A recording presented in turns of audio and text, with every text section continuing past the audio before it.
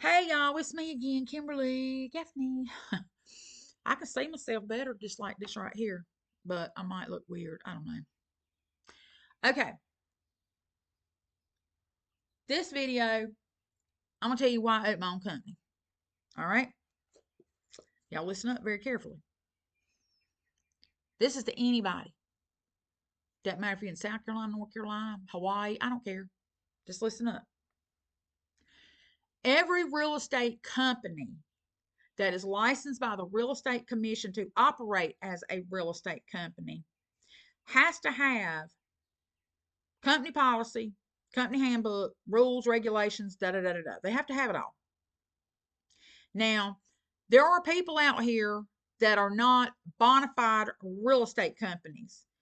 It might say John Doe Properties, LLC. It could say John Doe Realty, LLC. But they do not have a bona fide real estate license to operate as a real estate agency. Okay. If they do that, they got to have a broker in charge. Broker in charge has to have went through real estate school, got their real estate license, had it for several years, then go to broker school, then pass their broker class, pass their broker exam, then take the broker license exam, just like attorneys do, and then they can get that license. To be a broker in charge, you either got to have part ownership in the company and licensed, or own the company totally. All right, I own my company totally. It's me. I'm the owner and the broker in charge. Kimberly Gaffney and Associates Realty. I can tell you, maybe on one hand, I've worked for maybe 5 real estate companies in my lifetime. Well, since I've been in real estate. This is why I opened my company, because each one of those companies I work for, either their broker in charge had favorites that I didn't appreciate. There were some brokers in charge that didn't do their job. They were hardly ever in the office. Or if they were in office, you had to take a number and make an appointment to see them. Even if you had a question, hey, I got an emergency situation. What do I do about this? Well, she's in a meeting right now. Well, what do I do? You're going to have to wait till she comes out of the meeting. So I learned hands-on experience that just because they a big company name, just because they a national company, just because they a hometown family company, that don't mean they the best. They all got problems. But I got morals. I got standards. And I'm not going to turn a blind eye, because I took my license seriously. And when I took my realtor oath to become a realtor, that's a designation. You are not licensed as a realtor. There is no license to be a realtor. Okay? You are a licensed agent or a sales representative, salesman, licensed salesperson. That's what your license is for. The state gives you that after you've went through all the hoops. All you do to be a realtor, take the oath and pay the fees. That's how you become a realtor. But you better stand on what you believe in. You better stand on the oath. You better do the do's and the don'ts. You better take care of what they say, or you could have ethical violations and get in trouble with the Realtor Association. You can break the law, and you're going to have to deal with the state of South Carolina, and you could lose your license. Okay? So that is why I opened my own company. I saw too many of agents getting crapped on by their supervisor, broker in charge, not doing their job. are not doing it right. And I said, I don't want to work for these people no more. I don't trust them. I don't respect them. I'm not going to work for them. So I changed companies. And this went on until the last place I worked, I got a phone call. And the owner of that company wanted me to be their broker in charge because it was just him and another guy, and they were going to be going out on some,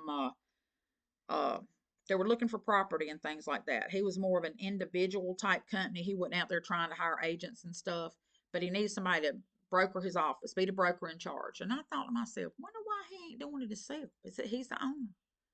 Well, I found out. This place was in Myrtle Beach, y'all. I was living in Rock Hill, and I was working between Myrtle Beach and Rock Hill, and doing North Carolina too. Let me put my glasses back on. Let's see what time it is. 5.5 minutes. Okay.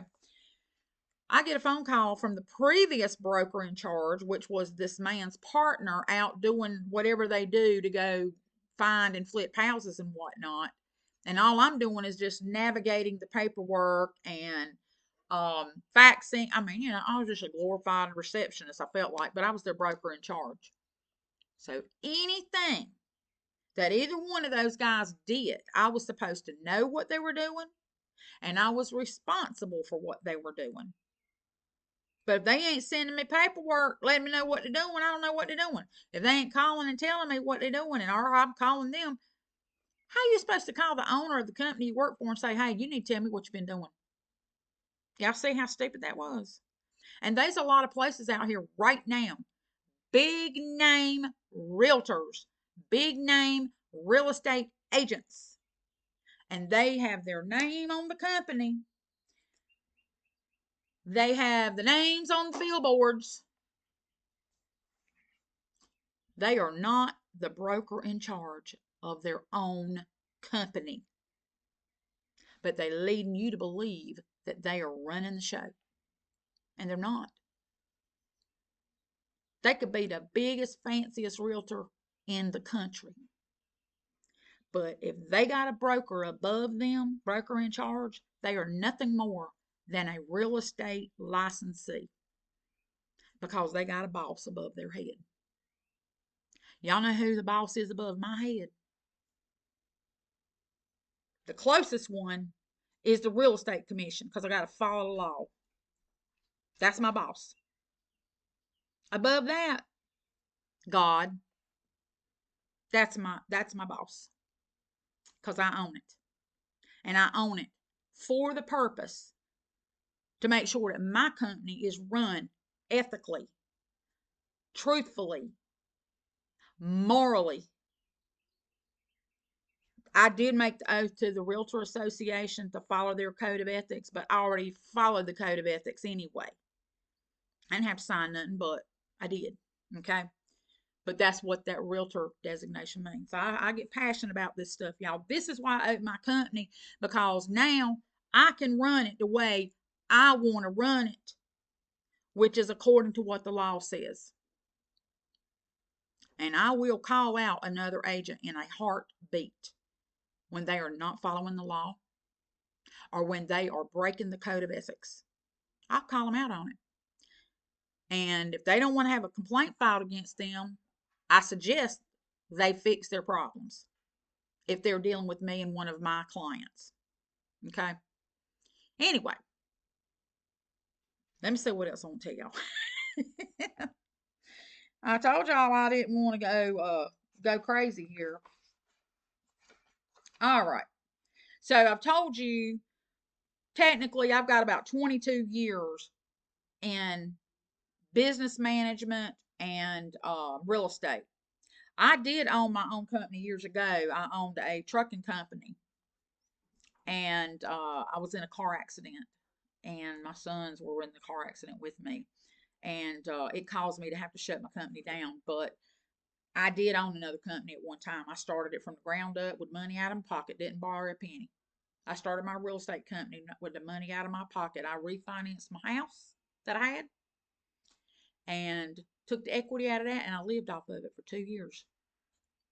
Paid my personal bills, my house payment and all, paid my company bills, paid everything I needed to do. That's what started my company. And the rest of it, I have trusted in God to take care of it, to help me. And God gives me the ideas of what I need to do. And I already tell people when I meet them, God sends me who I'm supposed to deal with. And if you go somewhere else after meeting me, then you weren't supposed to be with me. And I'm okay with that. But if you don't come to me at all, but you know about me, I've done many videos about that. If you know about me and you know who I am and you know my background and you know my knowledge and you want to call somebody else that just got their license, shame on you. Why would you do that to yourself? You putting yourself in harm's way. I know we all got to learn. I think I had one transaction my first year in real estate. Now, I can't tell you how many we have. I'd have to go look at my bookkeeping to see how many we have. And right now, it's just me and my son Daniel. Because my other agents, I either got rid of them because they were not following the law and found out about it like quickly, um, or they were tired, or they couldn't handle it. I signed on a lot of new agents, never did it before in their life. They couldn't do it. They couldn't do it. You cannot go into real estate brand new and work another job full time during the day. You will lose your customers. You will lose your clients. I'm just putting that out there. Okay. Um, but told you about my real estate. Told you my other background. I am also licensed by the state of South Carolina to teach real estate school. I work for another company as a subcontractor and I teach classes by Zoom.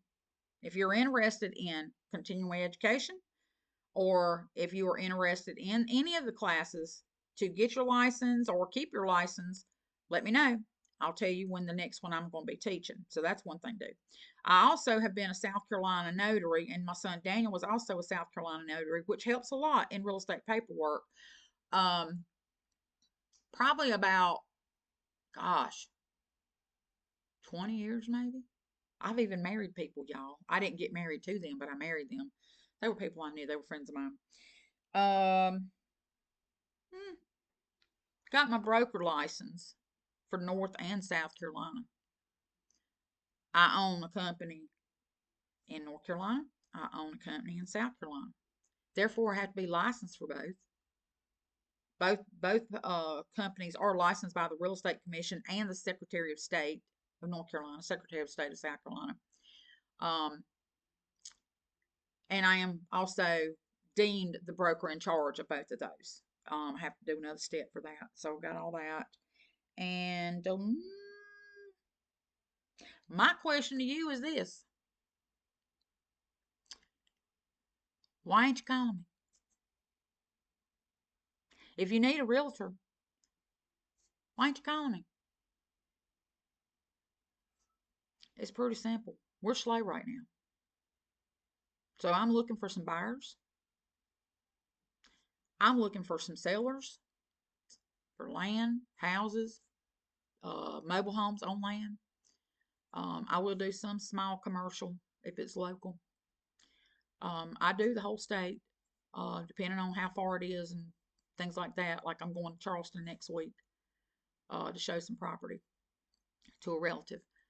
And the other thing is, y'all, we don't get paid unless we close. So we're going to fight for you. Because while we're fighting for you to get what you want, our reward is we get a paycheck. If you change your mind, if your loan don't get approved, if you back out and want to start on another house, we working for free the whole time. So that's how that works. Now, I'm going to do a couple more videos that doesn't have anything to do with me, but I'm going to tell you some things about being a buyer, what you need to know.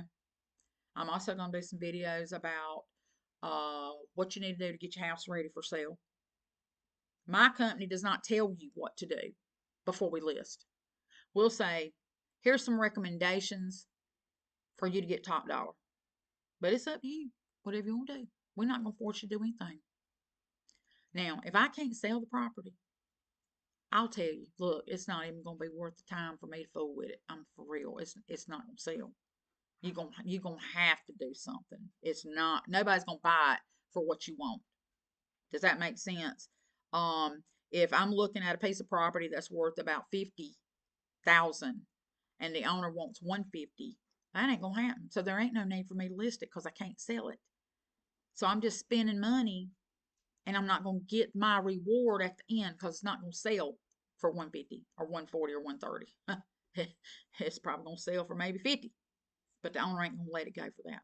But anyway, so this one's been a little bit long. I apologize, but join my channel, like, subscribe, do all that good stuff. I'm trying to get my YouTube going, and also I am on Facebook, Kimberly Gaffney and Associates Realty, Kimberly Jackson Gaffney dash Realtor.